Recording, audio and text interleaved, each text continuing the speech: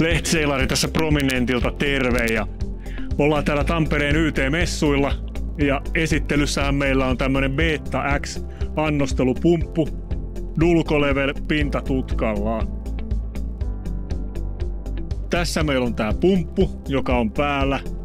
Se pumppaa nyt 6 litraa tunnissa 18 baaria. Ja me nähdään tosta painemittarista, että pumpun käydessä täysillä, niin se heiluu tossa 4 baarin ympäristössä toi paine. Vastapaineventtiilillä on kuristettu sitä, niin kuin oikeaoppisesti kuuluukin. Ja sitten meillä on lisävarusteena tämmönen Dulco-level pintatutka tässä pumpun vieressä. Selvä. Katsellaan tässä tähän pumppuun liittyvät valikot nopeasti läpi. Mitä optioita meillä pumpusta löytyy. Elikkä siinä Start-Stop-napista pumpun pystyy pysäyttämään, että käynnistämään. Ja virtaaman säätöhän tässä tapahtuu siten, että painetaan yrräpyörästä ja sen jälkeen valitaan virtaama. Ja tää lähtee tosiaan tuolta 10 millilitrasta aina 6 litraa asti tää virtaama-alue, jota tää pumppu pystyy pumppaamaan.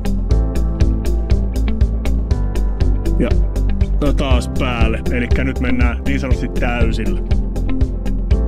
Sitten täällä pumpussa on ulkoisia liitäntöjä, hälytysredenlähtö ja viestit sisään.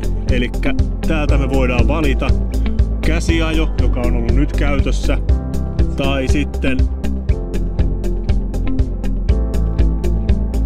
milliampeeriviesti 4–20, 0–20 ja sitten siellä on vielä pulssiviesti vaihtoehtona.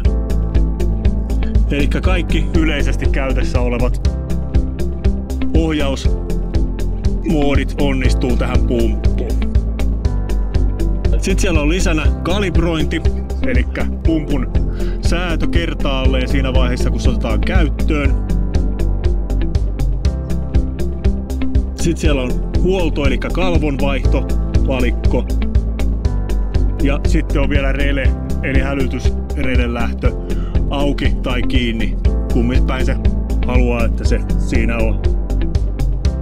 Ja siinä on itse asiassa pumpun kaikki valikot läpikäytynä. Ja sitten meillä on tässä lisävarusteena tämmönen pintatutka, joka toimii säiliöiden pinnan mittaukseen. Ja syvimmillään nämä säiliöt voi olla 15 metriä tai 10 senttiä matalimmillaan. Ja tää toimii tällaisen applikaation kautta, mistä me nähdään tankin tiedot ja me voidaan valita erilaisia asetuksia, esimerkiksi milliampeeriviestilähtönä ja hälytyksiä ja vastaavia. Eli nyt jos täältä pinta nousee,